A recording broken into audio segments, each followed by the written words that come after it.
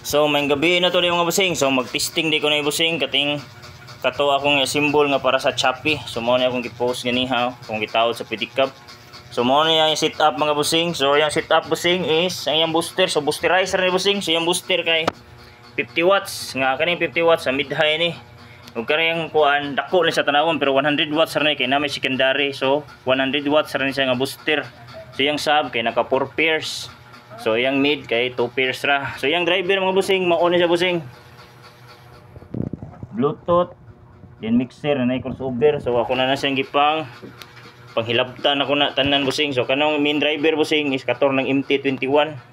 Dahil mo kay bungo nagkuha na kay ako nang gipang usab. So mao ni siya mga busing.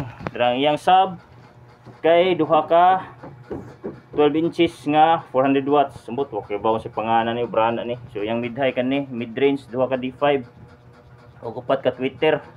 So kanang nga busing, ako ni siyang danan ni sulod busing, danan ni say high pass og kuan mid range nga gibutang nako. So atong paminaw yang sound check mga busing ha. So ako ibutang kamera diri, koy plaster og tarong.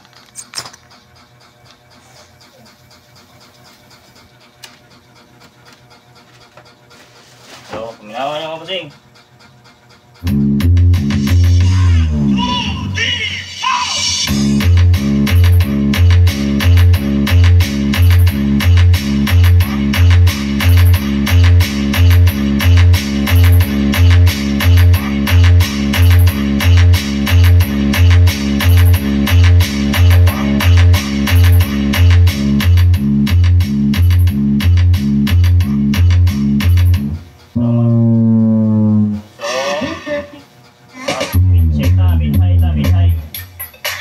So mid high.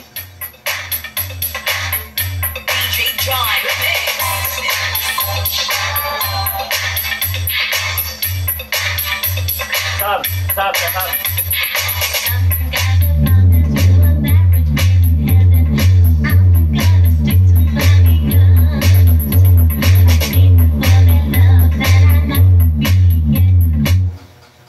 So okay kay sa busing no. So gamay ra kay set up.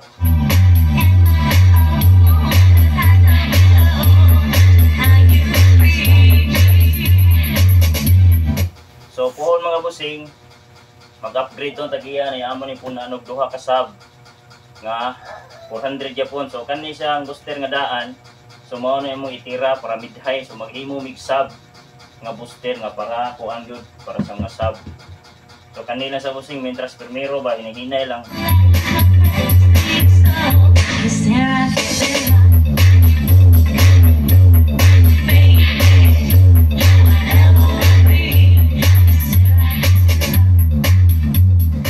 Busing, so malingaw na ka mag-drive ni busing.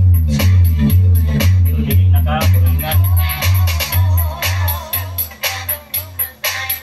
So mao to ni busing nga, daghang salamat kini busing kung kitay ganahan og kursunado basta mo gasto lang.